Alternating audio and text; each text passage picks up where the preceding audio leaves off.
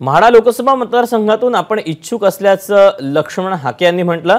पुण्यातल्या गोविंद बागेत आपली शरद पवारांची भेट झाली असं हाके यांनी म्हटलंय। आपल्याबाबत मविया योग्य निर्णय घेईल असा विश्वासही त्यांनी व्यक्त केला। म्हाडा लोकसभेसाठी इच्छुक असणारे लक्ष्मण हाके आपल्यासोबत आहेत। आपण त्यांच्याशी बातचीत करणार आहोत। सर, मागच्या काही दिवसांपासून सातत्यानं तुमचं नाव समोर येतंय, तर दुसरीकडे महादेव जानकर देखील महाविकास आघाडीतून उमेदवार असू शकतात अशी शक्यता आहे। काय नेमकी तुमच्यापर्यंत माहिती आहे? तुम्हाला काय आश्वासन देण्यात आलंय? रोहित दादांबरोबर आमची माढा लोकसभेच्या संदर्भात काय स्ट्रॅटेजी असली पाहिजे किंवा माढा लोकसभा मतदारसंघातल्या प्रत्येक विधानसभेमधले प्रत्येक तालुक्यामधले काय प्रश्न आहेत आणि आपल्याला कसं पुढे जाता येईल या दृष्टिकोनातून चर्चा झाली। शरद पवारांसोबत भेट भेट झाली पुण्यामध्ये गोविंद बागेमध्ये आदरणीय पवार साहेबांबरोबर चर्चा झाली, बैठक झाली।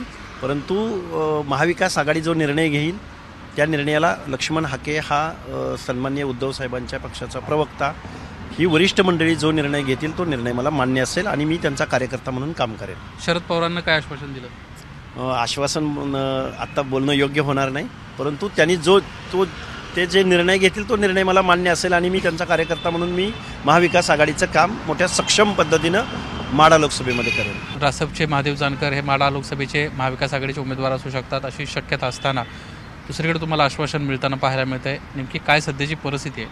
हे बघा, महाविकास आघाडी या महाराष्ट्रामध्ये भारतीय जनता पार्टीला सक्षम पर्याय उभा करण्यासाठी जी लोक जवळ येऊ पाहत आहेत किंवा जी लोक यांच्याबरोबर येऊ पाहत आहेत त्या सर्व लोकांना बरोबर घेण्याचा महाविकास आघाडीचा प्रयत्न आहे आणि मी महाविकास आघाडीचा एक कार्यकर्ता आहे। त्यांचा निर्णय जो असेल तो मला मान्य असेल। धन्यवाद आमच्याशी बातचीत केल्याबद्दल। एकंदरीतच लक्ष्मण हाके यांनी महाविकास आघाडी म्हणून लढताना जो उमेदवार किंवा जो घटक पक्ष सोबत येऊ इच्छित आहे आणि त्याला जर संधी मिळणार असेल तर सर्वजण एकत्रितरित्या आम्ही काम करू अशा पद्धतीची भूमिका घेतली आहे। कॅमेरामन अनिल पवारसह निलेश बुधावले, एबीपी माझा, मुंबई। एबीपी माझा, उघडा डोळे बघा नीट।